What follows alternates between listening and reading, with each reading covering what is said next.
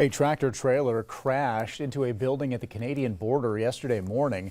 Take a look at these pictures from the Wellesley Island Fire Department's Facebook page. State police say the driver was heading for Canada and going too fast in snowy weather when the crash happened. It was around 9 in the morning at the U.S. Customs and Border Protection's port of entry.